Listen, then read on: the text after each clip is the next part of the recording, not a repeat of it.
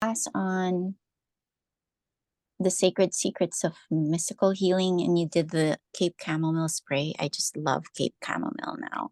Mhm. Can you give a little, you know, um, background on Cape Chamomile and best uses for it? Yeah, so keep chamomile, it's similar to some of the other chamomiles, anti-inflammatory, supportive of the nerves, strengthening the nerves. But the reason that I use that, it's one of the best things for cleaning up elementals, elements and elementals. So Oh, like when you have like negative elementals that are contributing to, like even here, the shoulder issue, we're trying to address it from a point of view of like a symptom or like a system that we're trying to resolve. But anywhere where there's an issue, there's always a little bit of negative elemental activity. It could be the mhm. elements of degeneration or decay or whatever it is. And so um the Cape Chamomile spray, it's very cleansing and purifying to the elements themselves. And so it's a way to augment treatment when you're looking at things. But when you mix it with something like Impapo or Acacia, and there was another one I was using. Oh, the Thought Energy blend.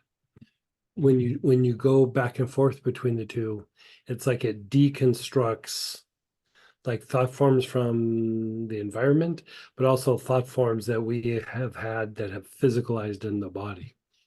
Oh, And so like if you have like a pain syndrome, part of what happens over a period of time, like our stress energy starts to manifest in that area because it's uncomfortable. It's causing us pain, it's causing us discomfort. We're having to change behaviors or change how we sleep, or you're having to modify things that you're doing. And so some of that thought ends up in that area and impacting that. And sometimes going directly after that thought energy is uh, can be dissipated that way. But if you just deconstruct it, like you do thought energy, and then Cape Chamomile for the element part, you basically are breaking down thought forms that are not supported by light. You just start breaking them down so that you can just sweep off or have something respond to what's happening there. So oh, okay. And when you said mix with Impapo, like alternate. separately, like back and forth, back and forth. If you mix them together, it doesn't do it. Like I tried all kinds of variations. It never worked. But if you like say you have, even terebinth would probably work. Like you put the terebinth on and then you could spray or inhale the Cape Chamomile and it would unwind it and then you would smell it again. More energy would come off. And so like you could keep working it that way. And so when you're dealing with the somatic nerves, not so much the involuntary nerves, but somatic nerves are the ones that make your arms move and your legs move and your head move, and they're very susceptible to this thought energy that we're talking about.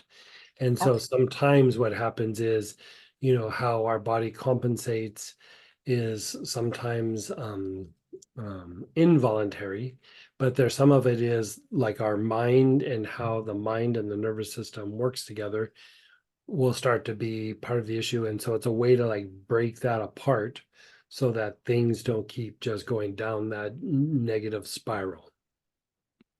Yeah. Got. Cape Chamomile is amazing, by the way. Like I just ordered we, it. we yeah, we're traveling and I was like, um uh we were doing something just a couple of days ago and I had my crystal and I went off without my spray bottle for the doing the healing. And I was like, but I have my Cape Chamomile spray bottle. So that's what I use because I mean, like I don't even think of it as like a spray bottle how we would use for healing. It's just my body mister. Like I just think of it as that's what you use. And you know, that's how much I use the Cape Chamomile myself. You know. Wonderful. I'll make a Yeah, spray. yeah.